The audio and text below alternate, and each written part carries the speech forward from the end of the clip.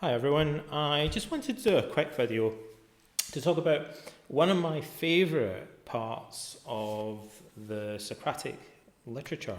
And it's a small section in Plato's Republic which is often overlooked. And yet in it, Socrates describes four strategies. He gives a kind of bullet point list of four cognitive strategies that help the wise, or philosophers, to develop psychological or emotional resilience in the face of adversity.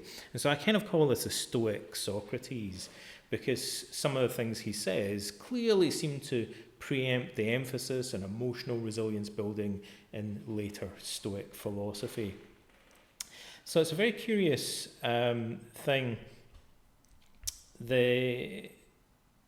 He first talks about this in Book 3 of Plato's Republic, where he says that in Greek tragedy, the heroes often provide very bad role models, unsurprisingly. And Socrates says that they're often made to give pitiful speeches, excessively lamenting their misfortune. And so you can say, well, that's part of tragedy, right? It's part of drama. But it's interesting that he notes this and he thinks it's important. We all know this already, but in fiction, it's part of rhetoric in a sense that the protagonists exaggerate their distress and misfortune for theatrical effect. So they give these speeches excessively lamenting misfortune. And Socrates says, well, this is interesting, it's art, but it's the opposite of philosophy. A good man in the real world wouldn't act like that. He wouldn't, Socrates says, even regard death as such a catastrophic thing for somebody to suffer, even the death of one of his friends. Which might seem like a kind of cold-hearted or an odd thing to say at first, but actually he's saying something that's fairly moderate. He says a wise man won't grieve over the loss of his loved ones in the way that Achilles is portrayed as doing, for example. Because a wise man, Socrates says, is somebody who's self-sufficient. Someone as self-sufficient, in fact, as we could imagine being. You know, the essence of wisdom, in his view, is a kind of self-sufficiency, self-reliance. And so he would be less dependent than other people on others, on other people. So he does love others, but he doesn't need them.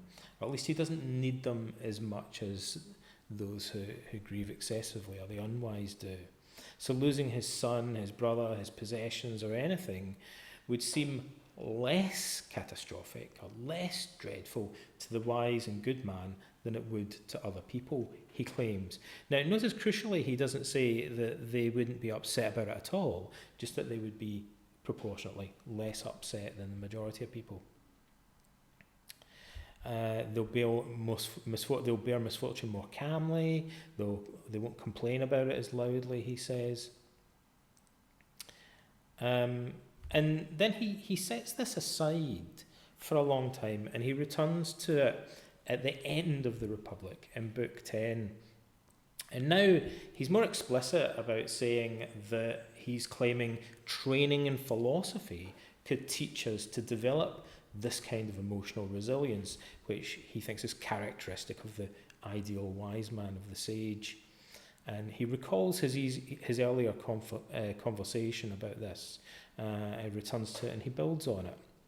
And he says, although even a wise man who's trained in philosophy can't help but feel sorrow in some situations, nevertheless he'll moderate it in these four ways. So I'll read you exactly what it says in the dialogue. Socrates begins by saying the law of reason, would say that to be patient under suffering is best, and that we should not give way to impatience, as there's no knowing whether such things are good or evil, and nothing is gained by impatience, the second one, also because no human thing is of serious importance, and because grief stands in the way of that which at the moment is most required. So let me just recap on that briefly. So he says, and these can be viewed as reasons why the wise man maintains his equanimity or cognitive strategies that help him to maintain that equanimity. So he says, number one, there's no knowing whether such things, misfortunes, are good or evil. Nothing is gained by impatience or complaining about things, because no human thing is of serious importance or such serious importance. And finally, because grief stands in the way of that which at the moment is most required. And then Glaucon says, well, what's most required, Socrates? And Socrates says that we should take counsel about what has happened. And when the dice have been thrown, order our affairs in the way which reason deems best. Not like children who have taken a fall, keep holding the part struck and wasting our time setting up a howl, but always accustoming the soul, training the mind forthwith to apply a remedy, raising up that which is sickly and fallen, banishing the cry of sorrow by the healing art of philosophy, he means. Again, it's a good example there of Socrates presenting philosophy, as he often does, as a form of therapy for the mind, a psychotherapy. Socrates was set on his philosophical mission by Apollo, the god of healing, after all. And here he clearly is describing philosophy as a healing art. And Glaucon replies, yes, that's the true way of meeting the attacks of fortune. Just to confirm, that's what we're talking about here. So I'm just going to recap on those four things briefly, because I think they're really important. And people don't realise that in the Republic, you know, I think when you study the Republic at university, it seems kind of more dry, and somehow you miss these little nuggets of psychological advice that I'm going to go stick my neck out and say, I think this has the ring, the air of something that possibly came from Socrates. Maybe Plato's embellished it, I don't know, it's at the end of the Republic, so this was probably written pretty late. But it does sound like just the sort of thing that Socrates would say. Plato then goes and links it to his tripartite model of the soul, which probably isn't something that Socrates would have said. But these basic bits of advice sound like they could easily have come from Socrates. And as we'll see, they reflect advice that Socrates gives in other Platonic dialogues and even in the dialogues of Xenophon. So I'm going to stick my neck out and say, to me, this sounds like Socrates speaking in this passage. And you know, this advice is similar to advice. I'd be happy giving this advice, you know, maybe tweaking it slightly, but to someone in a modern resilience building or CBT workshop. You know, I think most people following Stoic philosophy today would recognise the value of this advice. But boy, you know, how many people have read the Republic and not even noticed that he says this? You know, he says it very concisely, so let's unpack it a little bit. Okay, so number one, the wise man bears in mind that he can't know for certain in most events whether things are going to be good for him or bad for him, because bad fortune often turns into good and vice versa. So again, in Greek drama, there are many reversals of fortune like this. It's very familiar from Greek tragedy. You know, to take the obvious example, Oedipus marries Queen Jocasta, which seems like good fortune. And then he finds out it's actually his mother, which seems like, you know, it's turned into a bad thing. To his horror, he finds that out. So Greek tragedy is all about these kind of reversals. And, you know, even in the philosophical literature, we can find many examples of this. Socrates likes these paradoxes. You know, people complain about being poor, but Socrates pointed out to them that under the regime of the 30 tyrants, the oligarchy, which was a kind of reign of terror in Athens that Socrates lived through, the 30 rounded up 1,500 Athenians and slaughtered them, like they executed them in the Agora.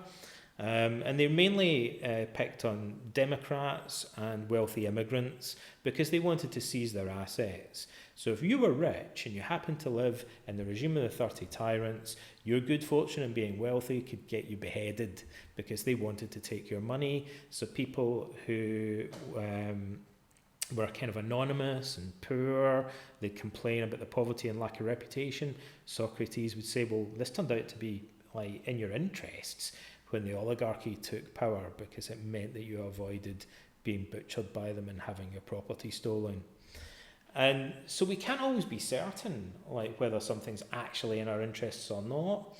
And, you know, we shouldn't be misled by appearances. Socrates, his whole philosophical mission was to question people and undermine what he describes as a kind of intellectual conceit, whereby people assume that they know what is good.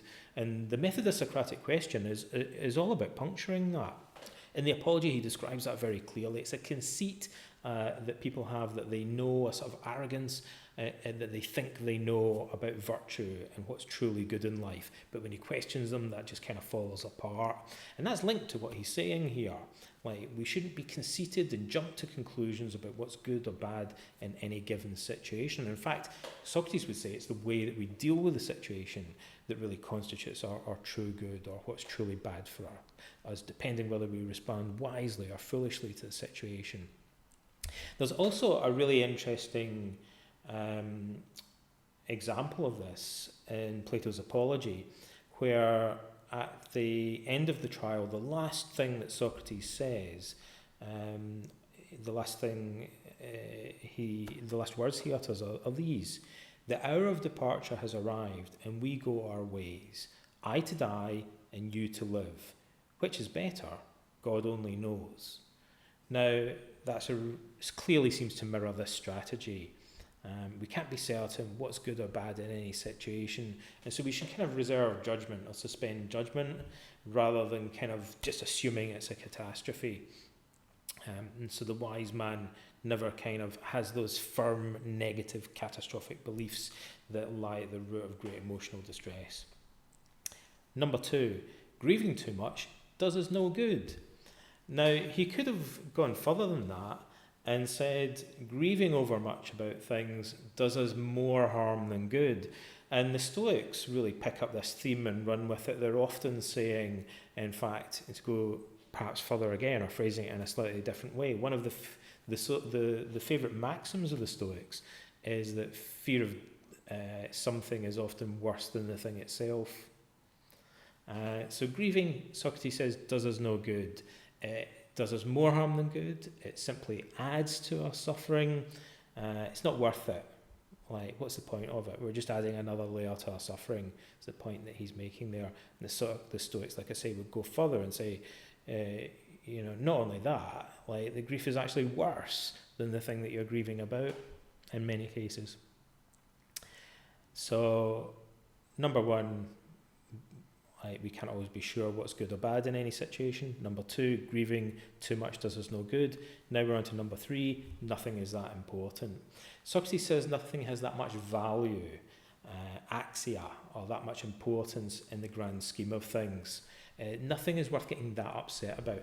Now, this is the one that people sometimes question, because they say, well, there are terrible things that happen in the world. But Socrates is saying, well, there's something about the excessive grief of tragic figures like Achilles that seems to go way out of proportion to that, though. When we look at events in the bigger picture, which is the truth, which is reality, we tend to view them more moderately and more objectively. The only way we could get that upset about something is to ignore everything else that's going on in the world and just focus on it in isolation. And that, the Stoics and Socrates would say, is a kind of lie of omission. We're taking events out of context. There's a ton of research in modern psychotherapy that shows that when people are emotionally distressed, they tend to narrow the scope of their attention. They become threat focused, and so it's kind of like putting things under a magnifying glass. So the Stoics would say, well, yeah, nothing is worth getting that upset about, in part because when you view it in its true context as part of the bigger picture, it becomes kind of diluted. All the other good and bad things balance it out or compensate for it to some extent, so it no longer seems like everything is just all negative. We have to take things out of context to get catastrophically upset about them. So, number 1, we can't be certain whether things are good or bad in a situation. Number 2, grieving too much does us no good. Number 3, nothing is that important. And number 4, grief prevents us from actually doing the thing that's most required in the face of a crisis, which is to think calmly and solve the problem that we face. Because when we become upset, it clouds our judgment. Again, there's a ton of research that shows that strong negative emotions introduce loads of cognitive biases. We become stupid when we're angry or upset. So Socrates is saying, well, the thing that we need most in a crisis is a cool head and problem solving. We need to deliberate, debate things within ourselves and figure out a solution. You can't do that if you're really upset, if you're freaking out, like Achilles, for example, or Oedipus. So I just wanted to go over those 4 points for you because I think they're really important. And, essentially Socrates is very clearly describing a kind of emotional resilience there. And I wonder what you think about that. So let me turn them into some questions. What do you think of that advice in general in the Republic, Book 3 and Book 10? Do we need to keep an open mind about whether events will turn out in the long run to be for the better or for the worse, or whether they're really intrinsically good or bad? Do we just harm ourselves needlessly by overindulging in grief? When we become extremely upset, are we kind of forgetting about the bigger picture and placing more importance on events than they actually justify or merit? And does becoming upset actually tend to get in the way of our ability to solve problems in a crisis situation? Let me know what you think. If you want to comment below, that would be fantastic. I hope you found that useful.